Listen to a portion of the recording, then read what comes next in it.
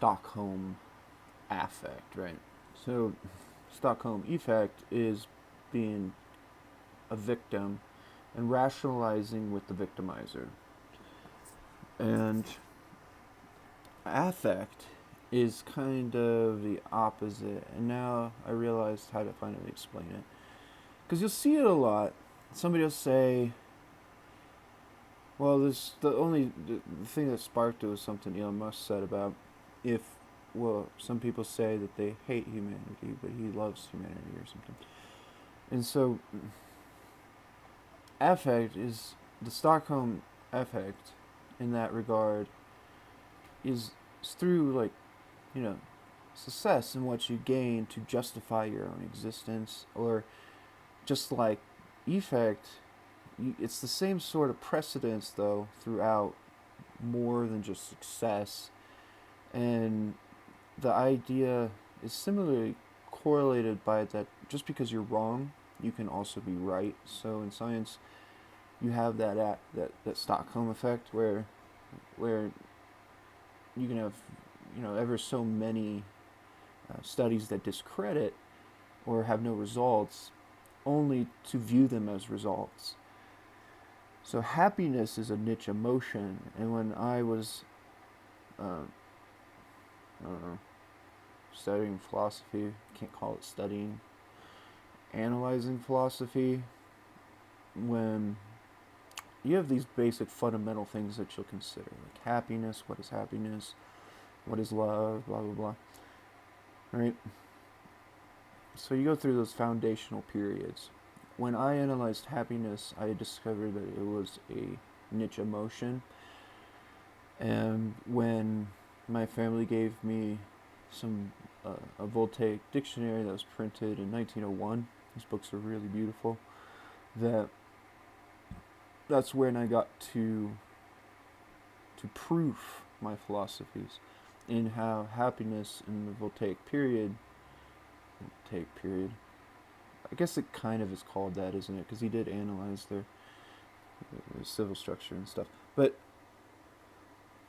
he wrote about how happiness starts to decay, and I would call it joy, since I don't feel happiness. I only feel really moments of joy, that it's always fleeting and stuff. And so that goes into like psychology and how drugs become weaker in our brains. But when I call it a niche emotion, it means that two people cannot occupy the same states of happiness. They can only experience similar states of happiness from their own observer relative perspective, right? So that dawned on me today, how Stockholm effect is completely unifiable with happiness as a niche emotion. And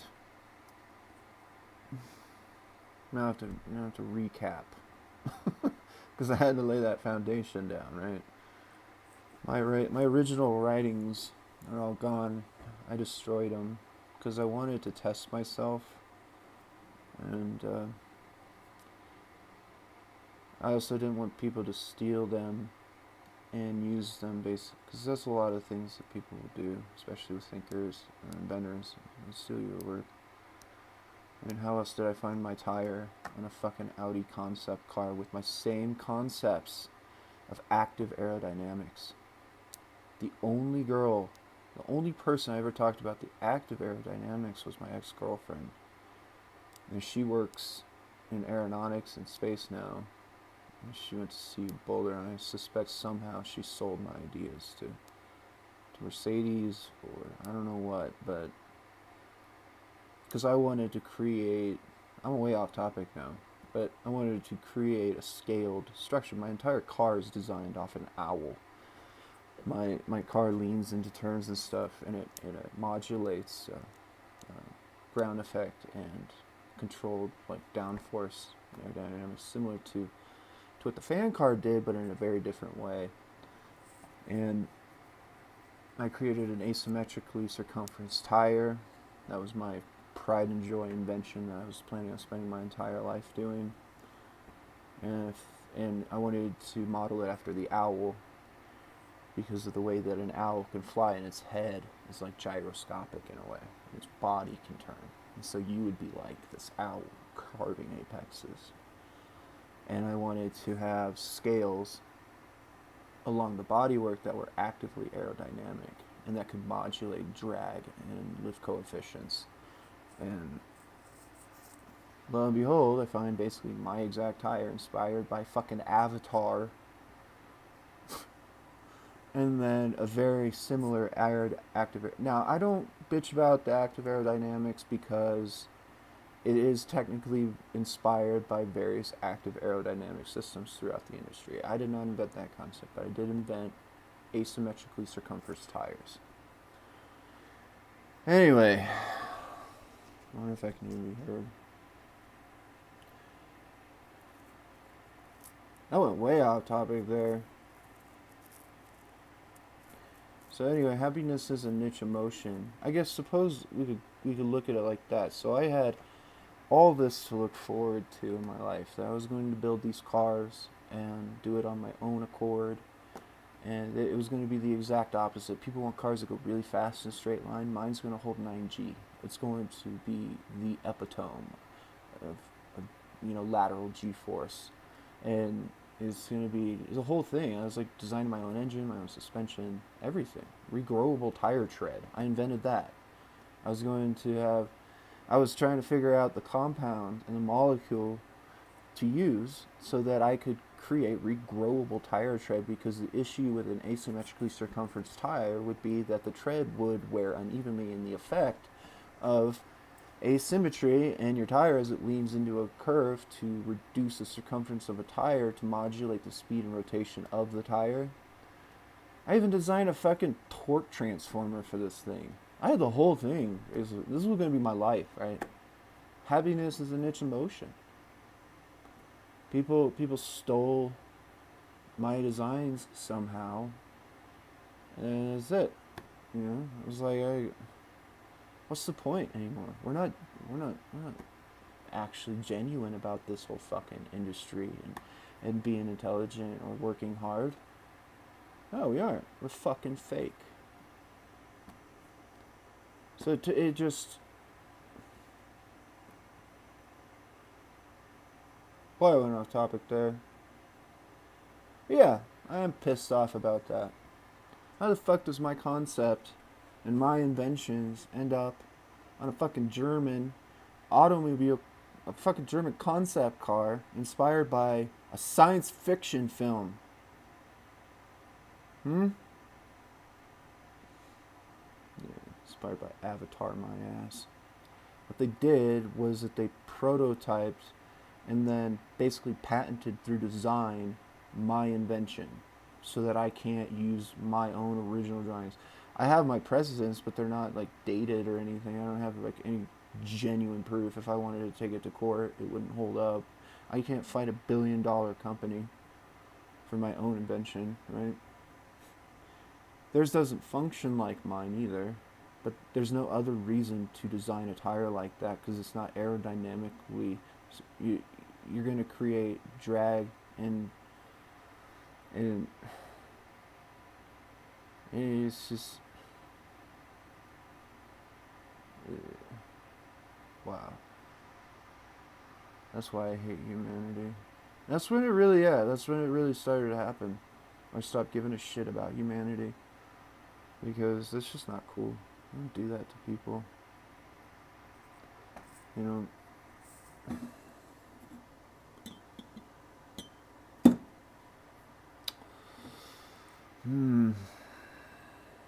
that's why I don't believe in people either anymore. They're all the bullshit. That compiled with the forest fires and everybody running away, listening to their garbage my entire fucking life. Children matter, children this and that. Get the fuck out of the road and quit making traffic wait for you. You little fucking bastards. You need to learn some respect for the entire infrastructure. Like, if there are 30 cars piling up because of a 12-year-old, a 13-year-old, and then a 14-year-old sitting there, you need to fucking wait for a vacancy, because the entire system is broken And now all of a sudden we're just out of rhythm.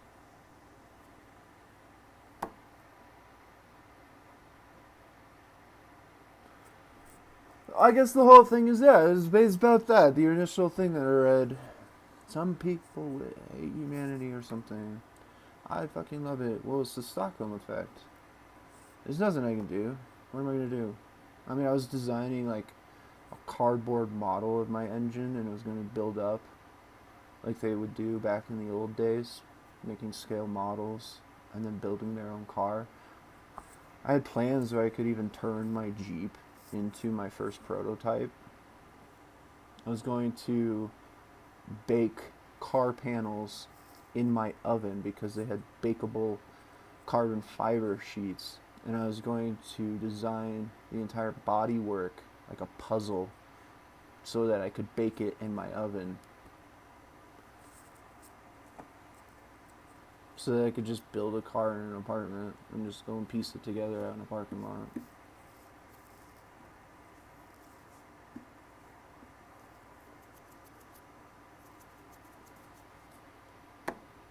I support the end of humanity now because of all this shit.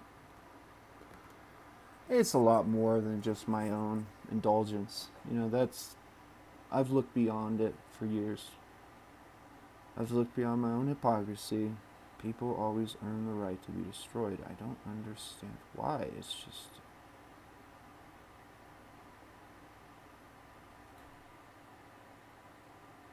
It's always hypocrisy. It's always fucking hypocrisy. I've been trying to fight it forever, right? You fight hypocrisy from yourself, and you fight it from other people, and people come together to pretend that it doesn't exist, is what it is. They pretend that having majority does not take precedence from hypocrisy. And you just ignore it, is basically what it is. And just, like, we have more people, we can pretend hypocrisy doesn't exist, but you're never solving the fucking problems. Okay? You never are. That's why history repeats itself. You lay these little parasitic foundations in our cranial structure of our fucking brain, in our fucking brain pit that we have up here of bullshit that we just keep justifying through Stockholm effect. This is what it is. And then, so that's another way to look at it. Stockholm effect, affect, effect, hypocrisy, and happiness are three of the greatest weaknesses to replicating history and the crimes of mankind. Why? Because one, happiness is a trigger word for people. If you start judging happiness, and they get really psychotic about it. You don't want to be happy? Okay, we're fucking everything, bro. And I'm like, oh, well, yeah, but the point is that, like, you don't get it. If a sheriff knows how to pull the trigger on somebody, right? So he resorts to that, and we call that justice. As I was saying, observer relativity in this philosophical state here means that his offspring still have that ability to understand their justice.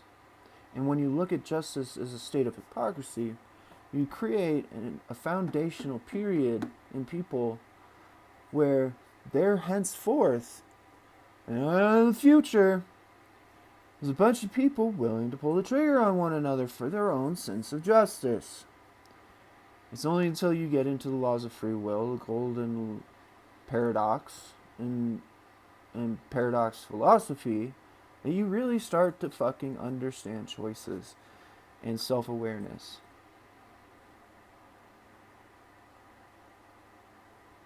That's everything.